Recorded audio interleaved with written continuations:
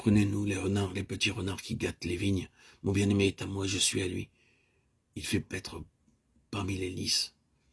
Elle a bien entendu la voix du bien-aimé. Elle a vu qu'il se tenait debout et a entendu son invitation à oublier les choses anciennes. Elle a écouté son message concernant la croix, son appel à regarder vers lui. Mais elle n'a pas compris. Ses yeux sont sur la vigne. Les promesses de récolte l'absorbent. Combien facilement le regard se détourne de la personne du Seigneur.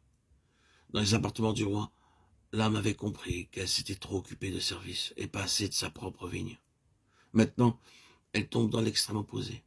Elle est si préoccupée de sa vigne qu'elle ne comprend pas l'appel du bien-aimé. Elle craint de perdre l'expérience bénie de sa présence et s'inquiète de l'état des vignes.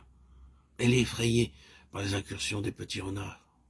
Petit retour à l'ancienne vie qu'elle croyait abolie. Ah, plutôt que de céder à l'inquiétude, connaît-elle rester attentive pour entendre la voix du bien-aimé et pour y répondre en se levant aussitôt?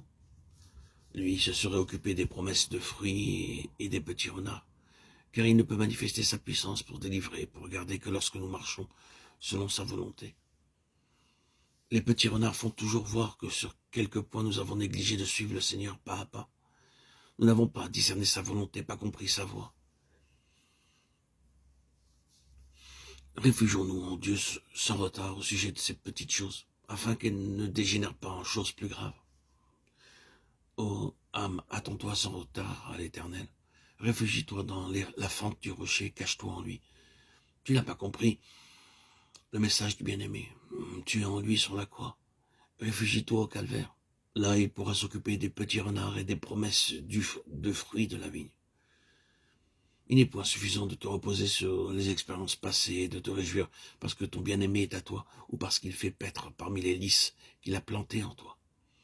Il faut aller de l'avant, courir vers le but, comprendre rapidement sa volonté, obéir aussitôt si tu veux connaître Dieu.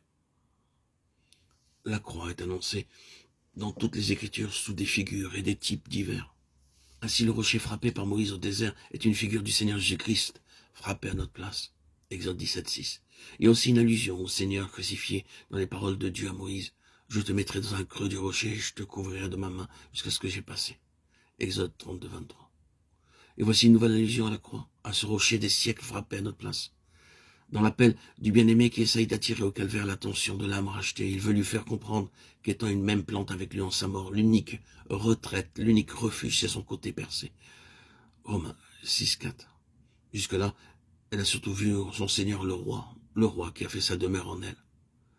Sa pensée ne s'est point arrêtée sur le crucifié, bien qu'elle ait déjà eu quelques aperçus du calvaire, et qu'elle a accepté de suivre le chemin de la croix. Désormais, elle doit apprendre que la croix de Christ se dresse entre elle et le monde, et que pour participer à la vie de résurrection, à l'ascension et demeurer en lui à l'intérieur du voile, elle doit d'abord mourir avec lui, là seulement dans la fente du rocher. Il peut la reconnaître comme fiancée. L'aide formée pour le premier Adam fut prise de son côté pendant son sommeil, puis le Créateur la lui présenta, admirable figure du mystère de Christ et de l'Église. Descendant du premier Adam et de ce chef, sous la malédiction, tous les rachetés sont unis au dernier Adam planté en sa mort. C'est là que Dieu les voit de toute éternité pour eux. Christ a été fait malédiction. Si un est mort, tous. Si un est mort pour tous. Tous sont donc morts, de Corinthiens 5, 14. Planté en lui, baptisé en sa mort, formé de nombreux membres, l'épouse est prise du côté percé du Seigneur et rendue participante de sa nature divine, pour lui être présenté le moment venu et partager avec lui le trône. Le bien-aimé s'efforce de détourner vers lui le regard de l'âme qu'il voit occupée dans une direction opposée. Il l'avait détaché des choses extérieures par la manifestation de sa présence en elle. Mais maintenant il désire qu'elle le contemple extérieurement et dans le sein du Père, bien qu'il demeure toujours en son cœur.